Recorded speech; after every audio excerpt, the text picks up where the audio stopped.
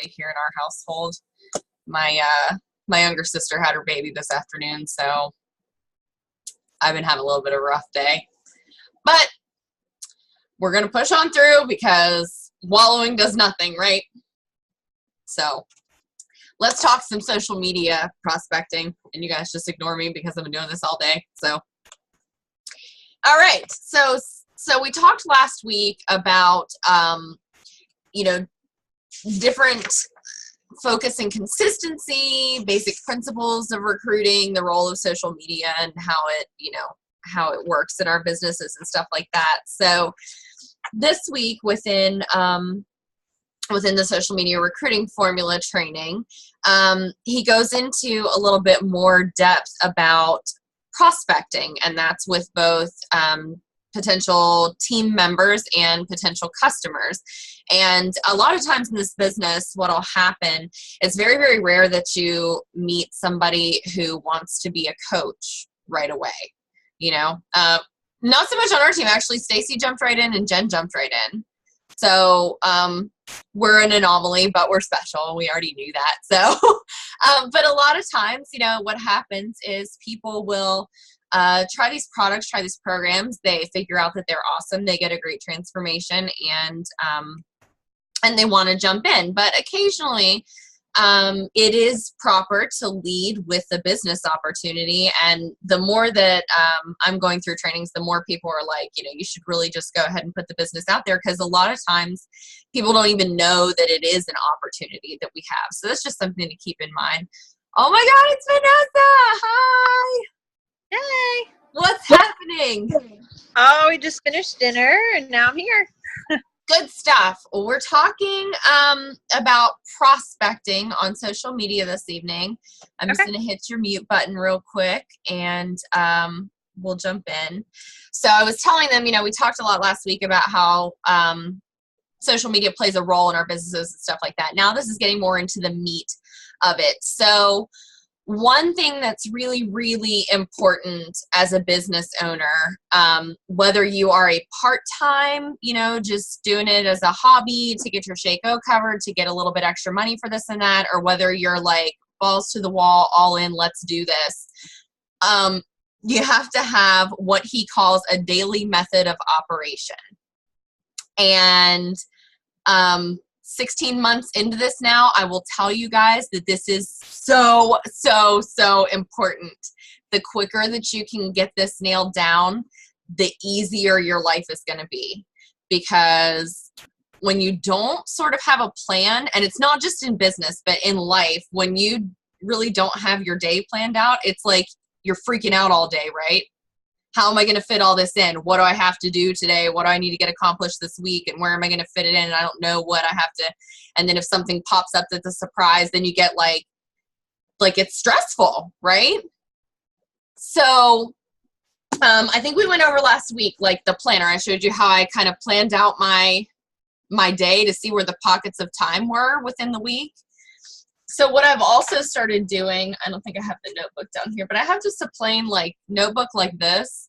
And I will actually go through and make a list of all the things, like at the beginning of the month, I just do a brain dump. Like, here's all the things that I think I want to accomplish this month. And that's like challenge groups, free groups, coach training, all that kind of stuff.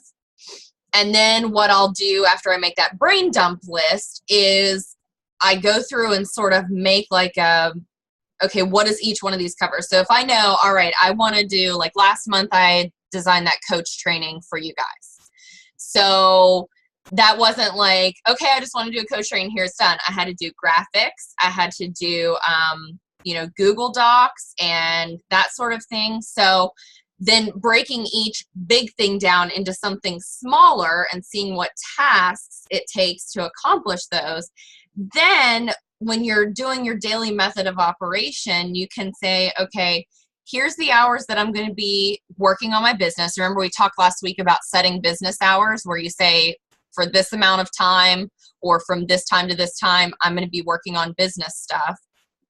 Then you can look at these lists that you've made of things that you need to do, and you can say, okay, so from my business hours are from 7:30 to 9:30 p.m. or whatever it is for that day. So for this amount of time, I'm going to answer messages. For this amount of time, let's see, I need to make graphics for my upcoming challenge groups. I'm going to do that, or plan out your posts or whatever. Something super helpful that I have found recently with my challenge groups that have been going on. Now, Hootsuite, we talked about that last week, right? Third-party stuff and how the Facebook algorithm is not very friendly toward third-party posting in your personal profile, but within groups, it doesn't affect the algorithm at all. So what I was doing was like sitting down on a Sunday and planning out all the posts for my challenge groups for the week and going ahead and scheduling them. So that way it was done. So much crafting makes inserts. For this, if you would do the ring bound planning. Ooh, okay. Ooh, I like that. Okay, we're going to have to talk about that at some point because I do love the more organizational things I can find, the better. So yes, okay, I'll keep that in mind. But yeah, so I would like sit down and, say, all right, here's my chunk of business hours for the week. I'm going to work on getting all my challenge group posts thought out for Monday through Friday and get those scheduled. And then that's the one thing that you don't have to worry about during the week, if you can find a chunk of time or whatever. So taking this daily method of operation, figuring out when your business hours are, and not only when you're going to be working your business, but what specifically you're going to work on during those times. Because, you do have to talk to people. You do have to do your, your social media responses to people, when you post a picture and they say something and you should say something back. I mean, obviously that's part of your communication. Answering messages within the messenger, answering emails if you have people that email you or text you or whatever. So the more specific you can be about what you're doing within your business hours, the more organized you're going to be and the less overwhelmed you're going to feel, because it's like, okay, here's what I have to get done. Here's the hours I have to do it. Let's start plugging it in. And it makes it just so much easier. And anything that you can automate, like getting those challenge group posts out of the way.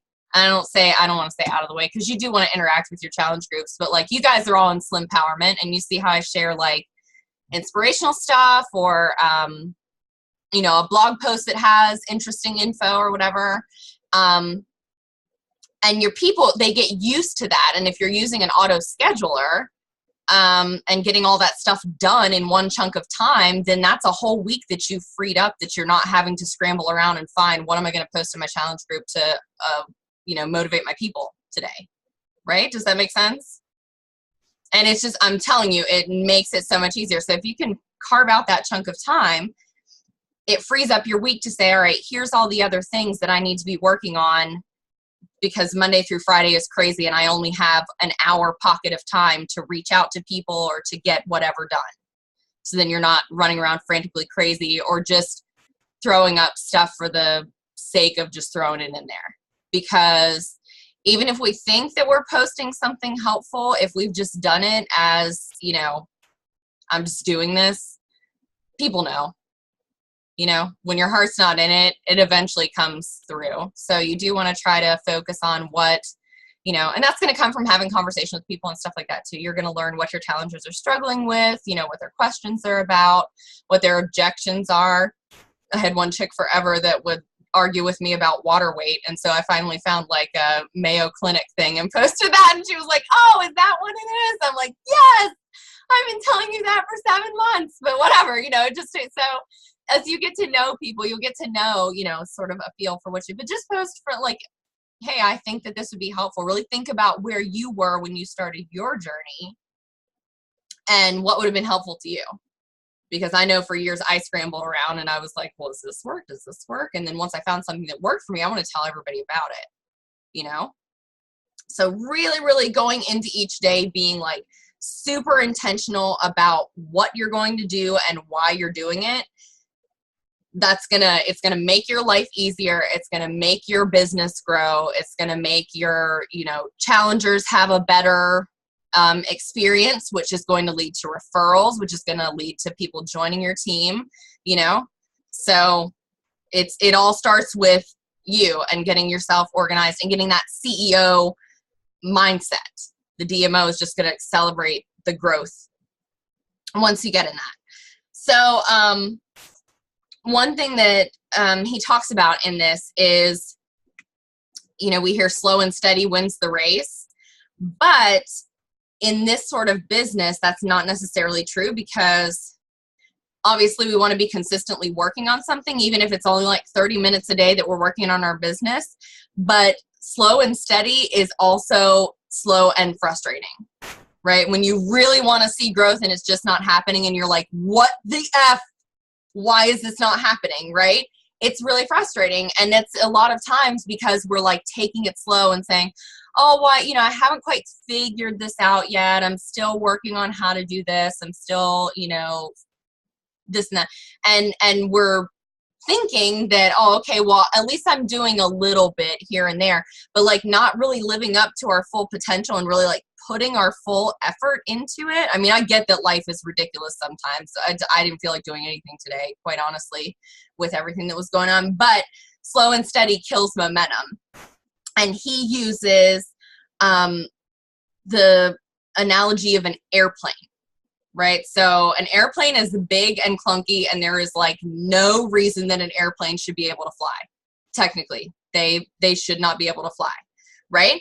But what if you're a pilot and your business is the airplane, and you start off down the runway and you're just hemming and hawing along?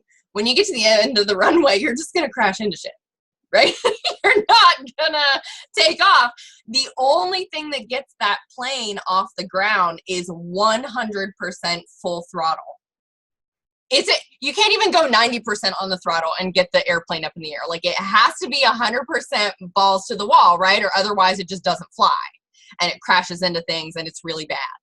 So kind of same thing with your business, but we, you know, if we're going to be realistic, we're not always up here 100%, right? It's just not humanly possible to always be at 100 billion %. It's just not. I'm not today. I didn't do anything today other than sit around and cry all day. That's all I did. I didn't really do any other beach body work, and it's whatever, but it's human. It's life. So he says, you know, instead of this expectation that you're going to be 100% all the time and then wearing yourself out and beating yourself up because you're not. Do you remember we talked last week about the massive action, 60 days of massive action? So he's talking about engaging in short periods of what he calls all out massive action. So instead of a big long marathon that just slowly wears you down, you know, you're sprinting all out, full speed for a short amount of time, which is why he says the 60 days, because it's a finite period. There's a light at the end of the tunnel, and it's good for your brain, because your brain says, okay, I just have to make it through this amount of time with this all out effort, and I'm going to reap so much reward. And then the momentum that you build through that, you know, you start attracting people, you start attracting customers, you start attracting teammates and that sort of thing. The momentum is contagious for them.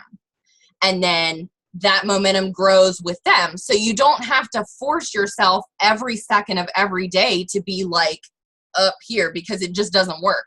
And when you try to force that, it's bad, right? It just wears you down. You get burnout, you get angry, you get like, ugh, I don't want to do this. And I know every one of us on this screen is stubborn. And if we get to the point where we're like, this is not fun anymore, then we're like, I'm not doing it.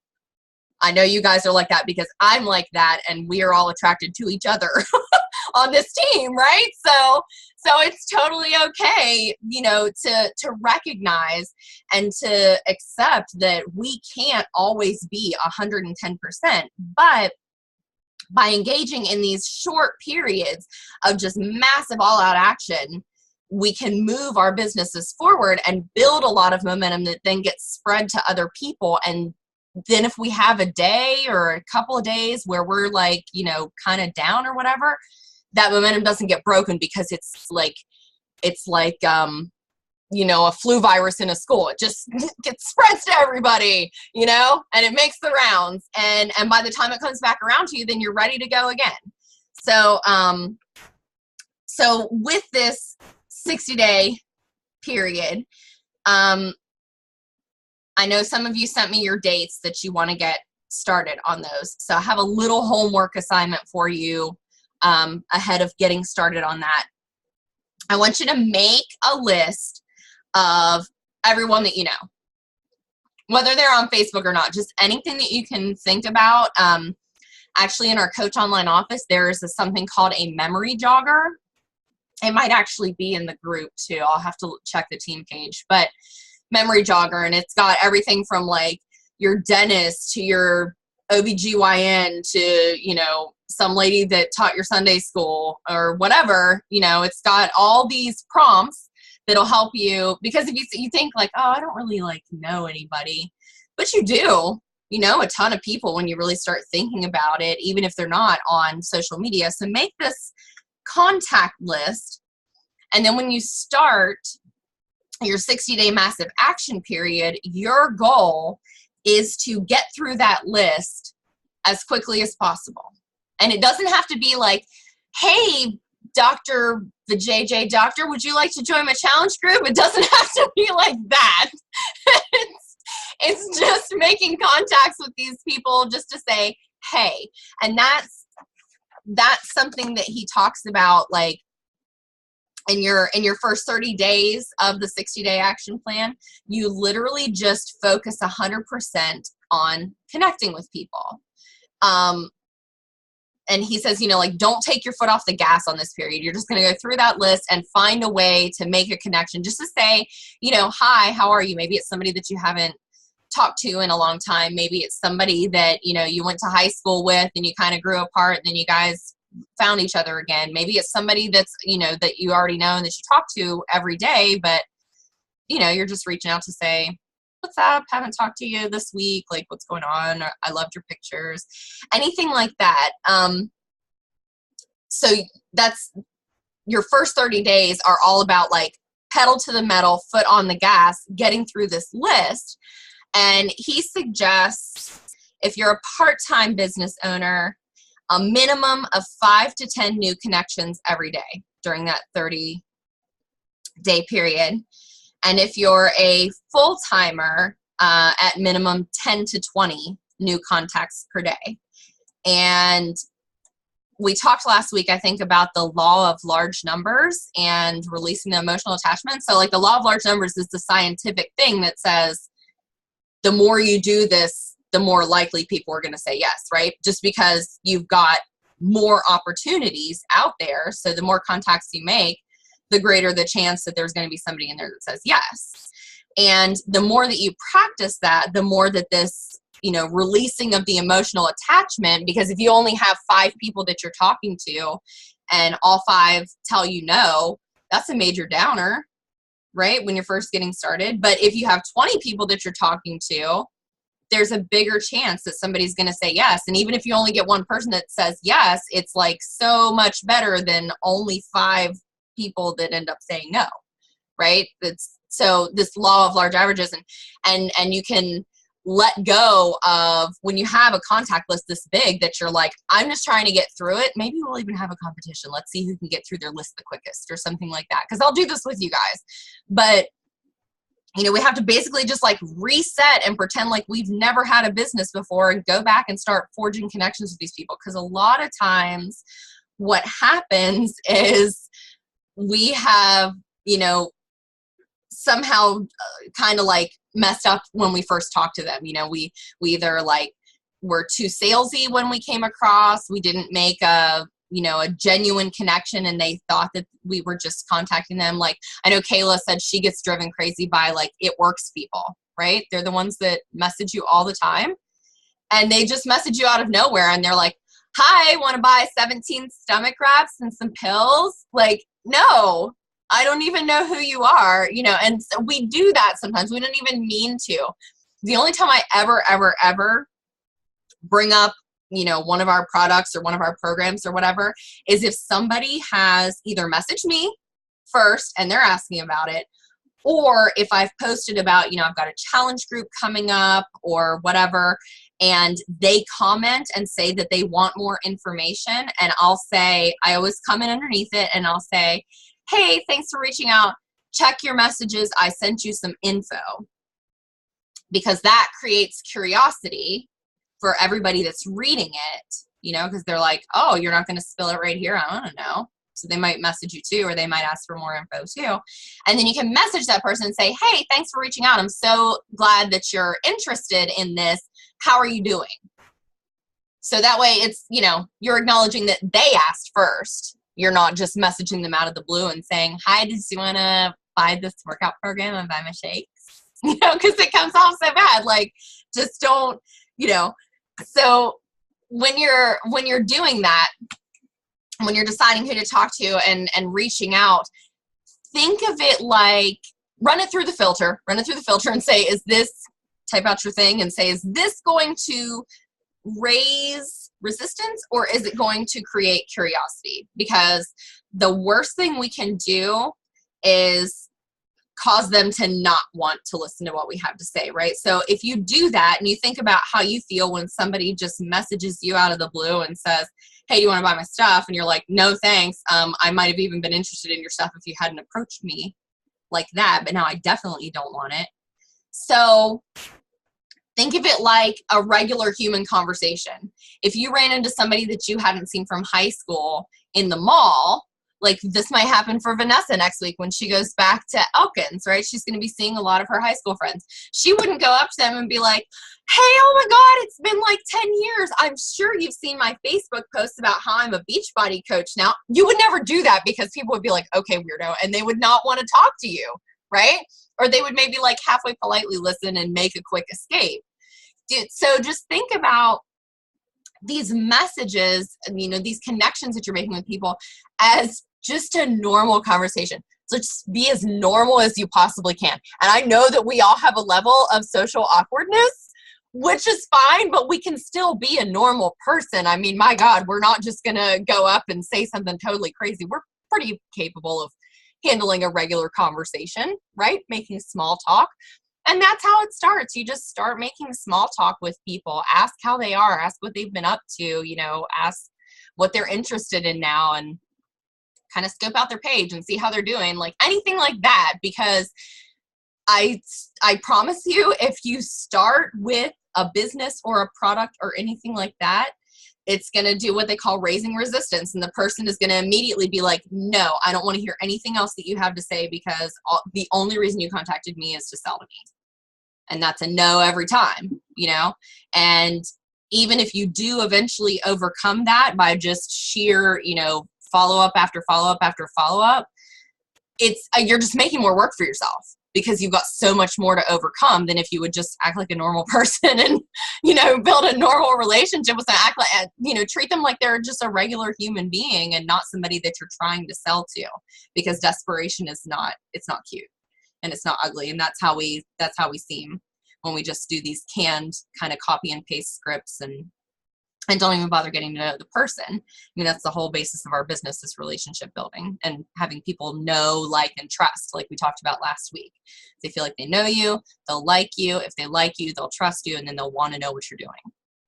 So, okay, so once we, now that we have that all down and we're going to try our best not to be awkward, more awkward than we already are. Who do we talk to first out of that list of connections, right? So we've got our big list of connections. Who do we talk to? So Bob recommends segmenting the list, and you can either, I don't know if you could like highlight in different colors or put different colored stars beside or whatever. But the first part of the list, you want what he calls your A players. So these are the people there. He says the most successful people that you know, AKA the ones that are the big scary ones that makes you want to kind of throw up a little bit to think about reaching out to them. Like, oh, I would love to work with them, but it makes me want to puke a little bit. Like I'll give you an example. I am working up the nerve right now to one of my challengers is this fantastic lady named Amy. She's super dedicated. She's been like super killing it. And she posted on my Facebook business page not too long ago. I don't know if you guys saw her. She was the one doing the Spartan race and like pulling herself up on the rope. So So she's amazing. And her post was so, she talked about like how she had been lost and she had, lost her confidence and kind of lost who she was and whatever. And through these groups, she had found it again. And I'm like, oh my God, you would be such a good coach. Cause she just, she just shares it so beautifully. And she's a believer, I'm scared to death to reach out to her because she's running for mayor of Charleston. She's like super well connected. Everybody knows her. She's married into like a very well connected family. Like her father-in-law is one of the Supreme Court judges for West Virginia, and her husband's an attorney, and her brother-in-law was a senator. So I'm like, she would be amazing. And obviously, she's very driven. She has a lot of the characteristics and stuff that you want in a team member, but I'm scared to death to reach out to her, which I need to just get over, but I'm just moment of honesty here. So those are the people that you want on your A-list players, because generally people who are, super successful and, really good at what they do, they are more open. They're very open-minded usually. I like her too, Stacey. She's a wonderful person. She really, really is. I hope she wins too. So they're more open. They're generally less skeptical because they're, well-educated and open-minded and that sort of thing. And they understand opportunity. So they have an objective way of looking at things, and they're going to be less likely to just write it off as a scam because, they're usually open to talking to you and stuff. And they understand, that this kind of thing can possibly give them time and money, which a lot of them already have a lot of money because they're successful, right? But a lot of people that have a lot of money don't have a lot of time because they just work all the time. So if they've got these wonderful characteristics that would make an incredible coach because they're driven and they're open-minded and they're, successful and they work hard and stuff like that, those are perfect characteristics. So, why not reach out to them? And the worst thing they're going to say is no. And then you can just follow up with them later and just keep on following up with them until they say yes. Right? So anyway, the second segment of your list should be close family and friends. We call these the dirt list because you could sell them dirt and they would still buy it from you because they love you and they support you. Sometimes they might, and they might not want to join the team. They might not want to be one of your team members, but maybe they'll be a product user. And if nothing else, they are a good source of referral and or advertisement. So even if you can't get them to join your team, like my sister will never, ever, ever join my team, ever. She's already made that very clear. But she's good about telling people about what I do if they're looking for, a workout or whatever, some help with nutrition and stuff like that. So they can still be sources of referrals for you, even if they're not necessarily doing exactly, the whole team thing. And then the third is people that you have already approached. And a lot of times it's just a matter of timing being right for people. So just because, they say no this month doesn't mean that necessarily next month will be the wrong time, but you're never going to know unless you ask. And sometimes, we've reached out to people in the past and they've said no. And if we go back and kind of examine our conversations, it was us. It was the way that we approached it. We've raised the resistance rather than creating curiosity about what we do. So basically with this, with your 60 days of massive action and your list and everything, you're just going to reset and pretend like you're, back at level 0 and you're a brand new coach and you're just getting started. Like wipe the slate clean, forget about what happened in the past. Because I guarantee you a lot of those people we're overthinking it way more than they are. Like you're still stressing about, oh my God, last month I talked to so-and-so and she definitely told me no after like 3 minutes. She's not still thinking about that.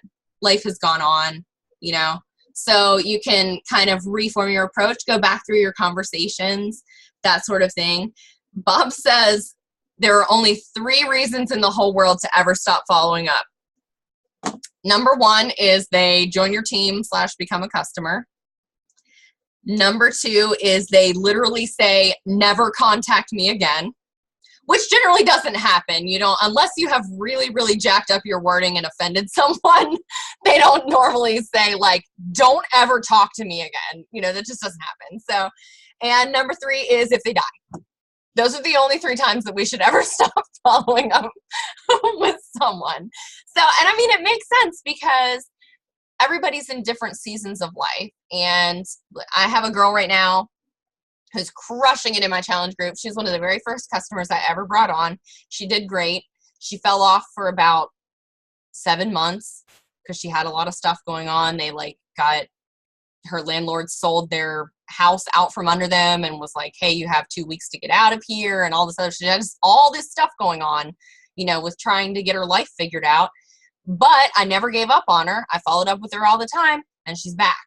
And she's back this month, and she's crushing it. And I'm hoping that we're going to see her face on this screen here in a couple weeks if I can, you know, get out of my own head and start just reaching out to people that like, you know, like the way that Bob is telling us to. So, all right. So create curiosity instead of raising resistance. Don't ever mention the name of the company. Don't ever mention that you're in network marketing. That sort of, don't lead with that because people, number 1, are not buying the products like Kayla posted in the group the other day. They're not buying the products. They're buying you. So there's no need to get on there and be like, hi, would you like to join Beachbody? No. Hi, would you like to join me? Maybe. Right? Because they're not joining, I mean, they're joining Beachbody, but they're joining you, you know, as a mentor, as a customer, as a teammate, whatever. It's a people thing. It's a relationship thing. So don't ever lead with the name of the company. Don't ever lead with, you know, I'm in network marketing, because people will surely go and Google and there's going to be some sort of negative review on there somewhere, and you're going to lose out before you ever even get to talk because they're going to see what the internet has to say rather than hearing your experience. And like we talked about last week, don't feel like you have to give the whole presentation. Our only job is to get people curious and interested, and then we use those third-party tools to help us give the presentation, like the movie trailer, right? So much easier to just watch the trailer than to explain what happened, right? So all of this, do you guys feel like this is going to be helpful for you? You know, like way less pressure with having to reach out to people and that sort of thing. The way that we reach out to people is just so much easier, because I think a lot of times it's that resistance. We know that before we even type it, that it's going to cause resistance. And so then we end up typing something that's really weird because our, you know, our buttholes are like this big because we're afraid, because we know what we're saying is wrong, right? And so now we can relax a little bit, just focus on having normal human interactions with people and building it from there.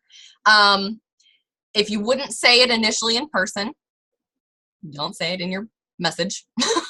You know, little rules to live by. Make it conversational.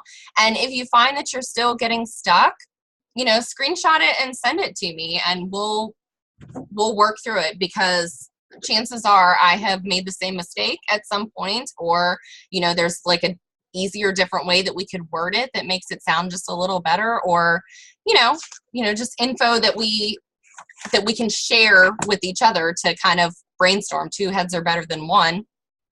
So next week I want to cover, we've got like about 3 minutes until this cuts off. Next week I want to cover the 4 basic prospecting scenarios that we have. Someone you know well, someone you haven't talked to in a while, someone who already said no, and someone that you don't know. We're going to delve into that. I'm talking like scripts and everything, you know, that you can tweak to kind of make it sound like you, and then also handling questions and objections. So that'll be the subject of next week's call. Do you guys have any questions or any comments or anything? Okay. One last thing. I know we talked about doing Clean Week as a group. I had a chat with Natalie today. I have a one-on-one with her on Tuesdays. And she suggested that we as a team do the Clean Week, commit 100% to doing Clean Week as a team, get our results, you know, get a 7-day transformation from it, and use that as our advertising to then do our group. What do you guys think about that? So that way we have all these people saying, look what we did, and we did this. And that's, you know, extra accountability for us. So I'll make us a group that can be like our practice group, you know, where we're posting our sweaty selfies and posting our graphics, and we'll kind of work out all the bugs and that sort of thing. And at the same time, we're, you know, doing the challenge together, committing 100%. Does that sound good? Okay, awesome. I will put you guys, I'll either get us a call together, or I'll put us a pod message or something in Messenger so that we can work out all the details, since this is going to cut off soon. But I think that'll be a really good way to approach it. So, all right, if you guys don't have any other questions, I will talk to you guys later this week then. Sound good? Hey, wait, everybody, I'm going to take a picture. Everybody smile for the camera. Okay, ready? 1, 2, 3. Very nice. Okay, I will see you guys next week, and I'll talk to you later. Bye.